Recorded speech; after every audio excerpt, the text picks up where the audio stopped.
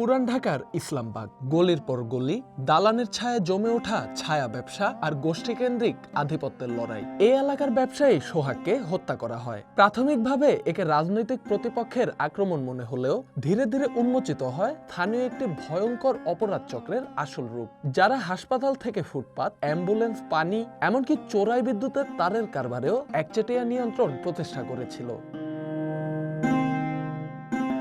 তদন্তে জানা গেছে, সোহাগকে যে গোষ্ঠীটি হত্যা করে একসময় সেই গোষ্ঠীর অংশ ছিলেন সোহাগ। তার হত্যার পেছনে মূল কারণ হিসেবে উঠে এসেছে চোরাই তারের ব্যবসার লাভের ভাগ নিয়ে বিরোধ।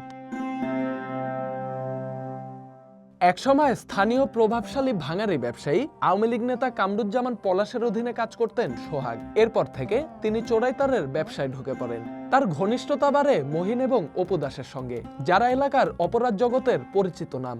মহিন ছিলেন ছাত্রদলের চকবাজার থানা ও ৩০ নম্বর ওয়ার্ডের সাবেক নেতা। পরবর্তীতে যুবদলের সঙ্গেও সম্পৃক্ত হন, যদিও এখন তিনি দল থেকে বহিষ্কৃত। ২০১৪ সালের ৫ আগস্ট আওয়ামী লীগের পতনের পর এই তিনজন একসঙ্গে এলাকায় নিজেদের প্রভাব বিস্তার শুরু করেন। প্রথম লক্ষ্য ছিল ওয়ার্ডের পানির ব্যবসা। এরপর একে একে তারা দখলে নেন পলিথিন, অ্যাম্বুলেন্স এবং চোরাই বিদ্যুতের তারের কারবার। মূলত সারা দেশ থেকে পুরান ঢাকায় আসা অ্যালুমিনিয়ামের উচ্ছিষ্ট তার তারা সংগ্রহ করতেন এবং একচেটিয়াভাবে বিক্রি করতেন নিজেদের মধ্যেই। এই ব্যবসা থেকে প্রতি কেজিতে গড়ে ১০০ টাকার বেশি লাভ হতো বলে জানিয়েছেন সংশ্লিষ্টরা।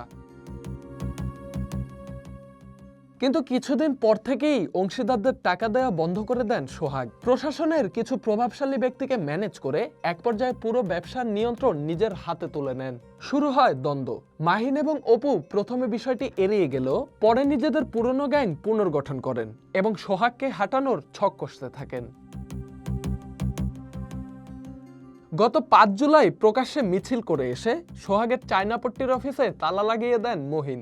৭ জুলাই সোহাগ নিজে ২০-২৫ জন সমর্থক নিয়ে তালা ভেঙে অফিসে প্রবেশ করেন। ওই দিন সন্ধ্যায় রজনী বোস লেনে উভয় পক্ষের সংঘর্ষ হয়, চলে গুলি বিনিময়। যদিও গুলি ছিল মূলত ভয় দেখানোর জন্য। প্রত্যক্ষদর্শীরা জানান, সোহাগ সেদিন হুঙ্কার দিয়ে বলেন, ব্যবসায় কাউকে ভাগ দেব না, যা ইচ্ছে করিস। ৯ জুলাই বিকেলে সোহাগ তার দোকানে পৌঁছলে প্রতিপক্ষ গোষ্ঠী হামলা চালায়। সোহাগের সঙ্গে ছিল ১৫ থেকে ২০ জন, কিন্তু মহিন ও অপুর সঙ্গে আসে অন্তত ৩০ থেকে ৪০ জন। দুপক্ষের বাগবিতণ্ডার এক পর্যায়ে মহিনকে চর মারলে পরিস্থিতি আরো জটিল হয়ে যায়। এর পরপরই কেউ একজন সোহাগের ঘাড়ে ধারালো অস্ত্র দিয়ে আঘাত করেন। সঙ্গীরা পালিয়ে গেলে শুরু হয় নির্মম মারধর। সোহাগকে মারতে মারতে গলির মুখে আনা হয়।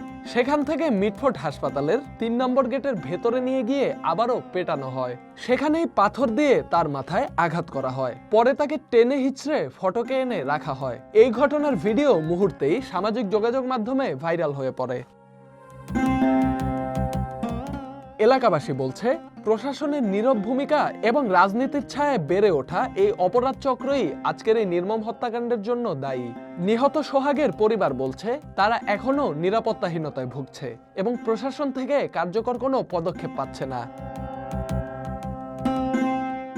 একসময় যারা বন্ধু ছিলেন তারাই এখন একে অপরের শত্রু।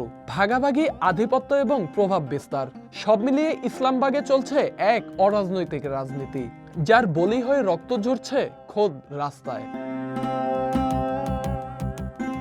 Dhaka express desk report.